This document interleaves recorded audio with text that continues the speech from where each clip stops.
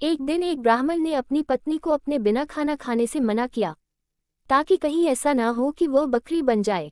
इसके जवाब में उसकी पत्नी ने भी उससे यही कहा कि वह भी उसके बिना खाना नहीं खाएगा, ताकि वह कहीं चीता न बन जाए। दोनों राजी हो गए। इस तरह काफी दिन निकल गए और दोनों में से किसी ने अपना वायदा नहीं तोड़ा। दोनों एक दूसरे के साथ ही खाना खाते थे। पर एक दिन उस ब्राह्मण की पत्नी ने अपने बच्चों को खाना देते समय उस खाने में से चखने के लिए एक और खुद खाकर देख लिया। उस समय क्योंकि उसका पति वहां था नहीं, सो उसकी पत्नी तुरंत ही एक बकरी बन गई। जब वह ब्राह्मण घर आया तो उसने देखा कि एक बकरी उसके घर के चारों तरफ घूम रही है। ये देखकर वह बहुत दुखी हुआ, क्योंकि वह तुरंत ही जान गया कि वह बकरी और कोई नहीं बल्कि उसकी अपनी प्यारी पत्नी थी।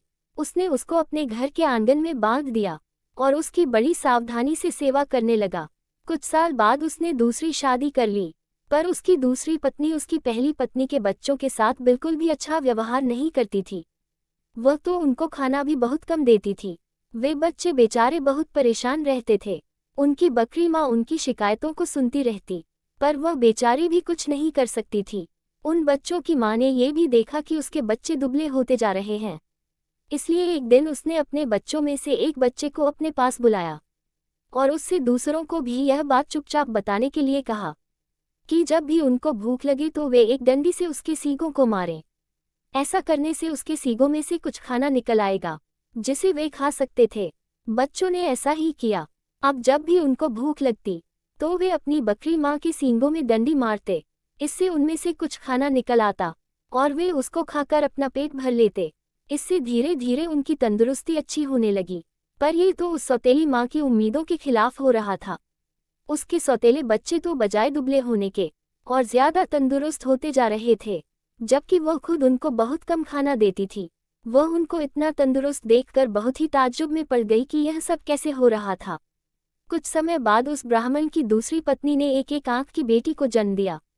वह अपनी उस कानी बेटी को बहुत प्यार करती थी और उसकी किसी भी जरूरत को तुरंत ही पूरा करने को तैयार रहती थी, जिसको वह समझती थी कि वह उसको चाहिए।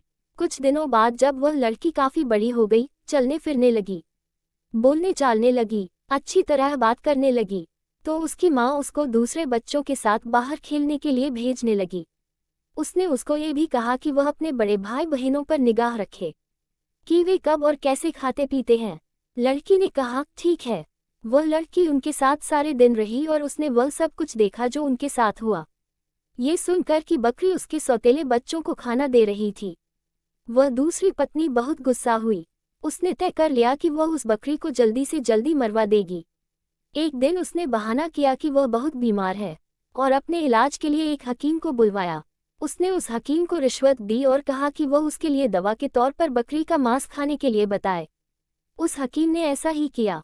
ब्राह्मण अपनी पत्नी की बीमारी के लिए बहुत चिंतित था और हालांकि वह बकरी को बिल्कुल मारना नहीं चाहता था, फिर भी वह अपनी दूसरी पत्नी को ठीक करने के लिए उस बकरी को मारने को लिए तैयार हो गया। पर यह सुनकर उसकी पहली पत्नी के छोटे छोटे बच्चे बहुत रोए। वे बहुत दुखी होकर अपनी बकरी माँ के पास गए और उसको जाकर सब बताया। उनकी माँ ने कहा, मेरे प्यारे बच्चों रो नहीं, जो जिंदगी मैं जी रही हूँ ऐसी जिंदगी से तो मर जाना अच्छा है। रो नहीं, मुझे तुम्हारे खाने को लेकर कोई दुख नहीं है, क्योंकि अगर तुम मेरा कहा करोगे तो खाना तो तुमको उसके बाद भी मिलता रहेगा। मेरे मरने के बाद तुम लोग मेरी हड्डियां इकट्ठी कर लेना और उनको किसी ऐसी जगह दबा देना जहां उनको कोई ढूंढ न सके। फिर जब भी तुमको भूख लगे तो तुम वहां आ जाना।